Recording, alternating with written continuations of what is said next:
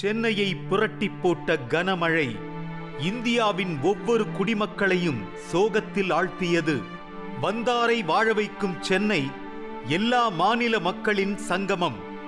ஊரில் உறவுகளை விட்டு வேலைக்காக இங்கு தங்கியுள்ள எத்தனையோ குடும்பங்களை நாம் பார்த்துள்ளோம்.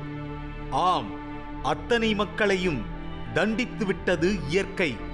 வீடுகளை இழந்து, உறவுகளை இழந்து, பிள்ளைகளை பிரிந்து வாடியவர்கள் எத்தனை பேர்! ஒவ்வொரு குடும்பமும் பாதிக்கப்பட்ட கதைகள் ஒவ்வொரு விதம்.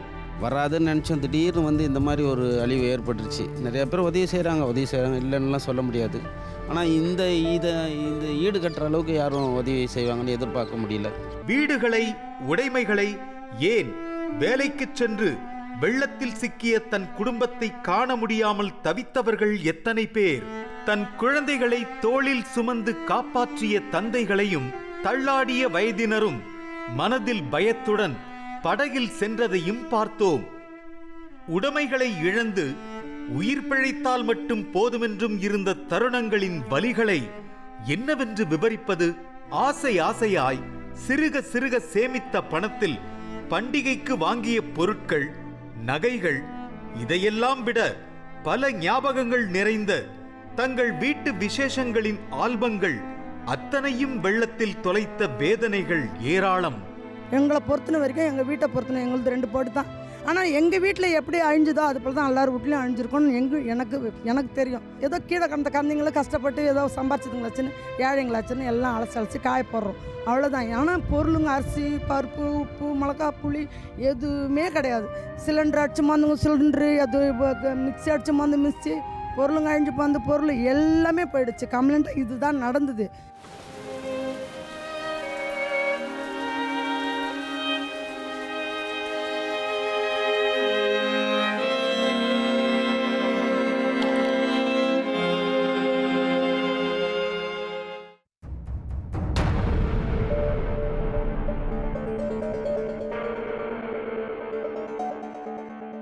வணக்கம்மா.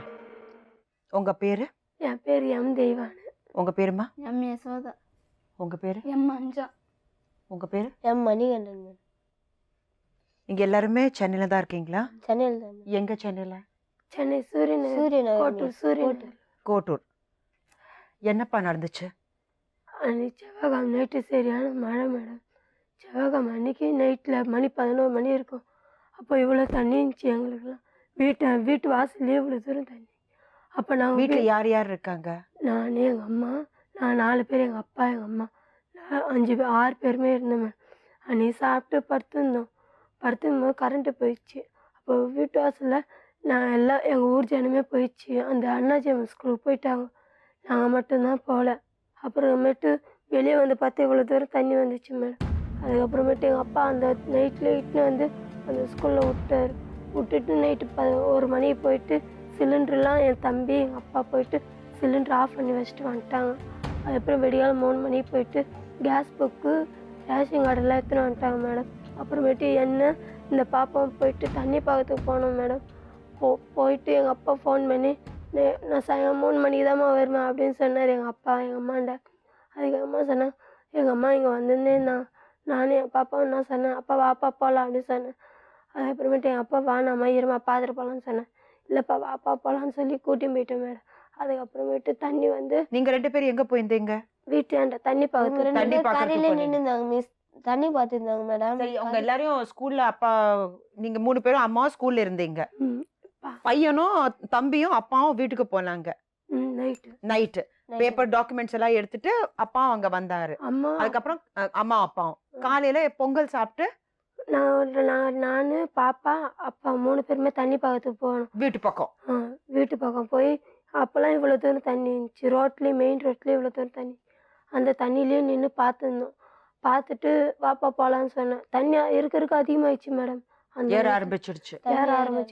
அதுக்கப்புறமேட்டு நாங்கள் மட்டும் படகுலாம் அனுப்பிச்சி விட்டுருந்தோம். அந்த படகுல எங்கள் அப்பா, நானே எங்கள் அப்பா படகு மெயின் ரோட்லேயே நிற்க வச்சுட்டு எங்கள் அப்பா மட்டும் வீட்டுக்கு போயிட்டு பார்த்துட்டு வரும்போது தான் மேடம் அந்த படக்கார் சொன்னார், நீ செவுத்து மேலே நெல்லுப்பா, நான் போயிட்டு இவங்களை விட்டு உன்னை கூட்டின்னு போகிறேன்னு சொன்னார் மேடம். எங்கள் அப்பா படகு செவுத்து மேலே நின்று இருக்கும்போது. அப்போ நீங்கள் ஏன் 3 பேரும் படகுல வரல? நாங்கள் இங்கே நின்றுட்டு எங்களை மேடம். கரையில விட்டு போயிட்டாங்க மேடம் இவங்களெல்லாம். நான் இல்ல, ஸ்கூல் நீங்க 3 பேரும் அங்கதான், அப்பா நீங்க 2 பேரும் அப்பா அங்கதானே போயிருந்தீங்க. அப்ப நீங்க 3 பேரும் ஏன் படகுல ஏறாம ஏன் அப்பா மட்டும் அங்க அப்பா நிப்பாட்டி மட்டும் வச்சாங்க? வீட்டை போய் பார்த்துட்டு போய் வரேன். பார்த்துட்டு வரேன்னு சொல்லிருங்க. தண்ணி அதிகமாயிடுச்சு மேடம். எவ்வளோ தூரம் தண்ணிக்குது பார்த்துட்டு வரேன் அப்படின்னு சொல்லிட்டு பார்த்துன்னு வரதுக்கு தான் மேடம் போனேன். வீடே தெரியல மேடம். வீடே தெரியல. அவ்வளோ அளவுக்கு தண்ணி ஏறிச்சு மேடம். சேவர்லாம்